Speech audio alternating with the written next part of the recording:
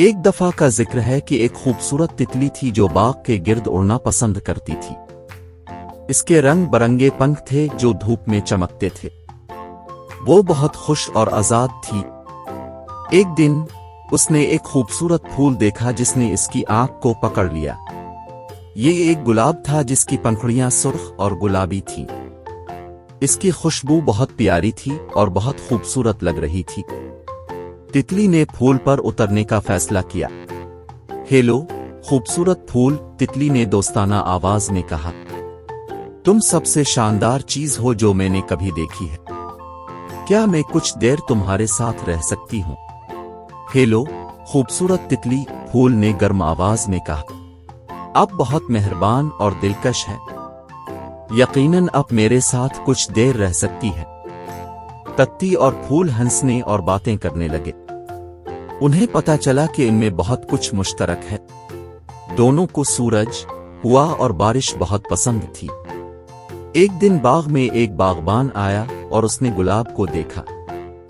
उसने सोचा कि ये इतना खूबसूरत है कि वो इसे घर ले जाना चाहता है। उसने अपनी कैंची से गुलाब के तने को काटकर अपनी टोकरी में रख लिया। तितली ने ये देखा और घबरा गई। वो उड़कर गुलाब के पास गई और बागबान को रोकने की कोशिश की। बरा करम, मेरा फूल मत ले जाना, तितली ने कहा। बागबान ने तितली को नजरअंदाज किया और अपनी टोकरी लेकर चला गया। तितली इसके पीछे आई और उसकी टोकरी से गुलाब को छुड़ाने की कोशिश की, लेकिन वो बहुत छोटी और कमजोर थी। वो कुछ नहीं कर सकती थी।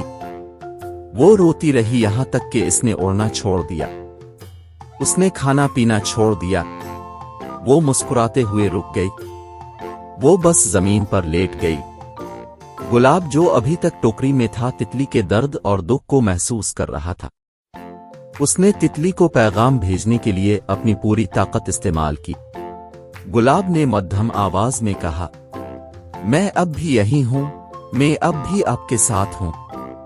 तितली ने गुलाब की आवाज सुनी और उम्मीद और खुशी की लहर महसूस की।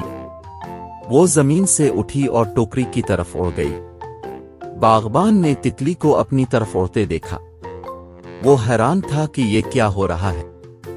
उसने टोकरी खोलकर अंदर गुलाब और तितली को देखा।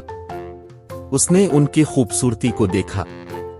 उसने तरस और नदामत का लम्स महसूस किया। उसे एहसास हुआ कि इससे गलती हुई है। उसने अपनी टोकरी से गुलाब निकालकर वापस बाग में रख दिया। उसने गुलाब और तितली से मुआफी मांगी। गुलाब और तितली बहुत खुश थे। उन्होंने बागबान का शुक्रिया अदा किया।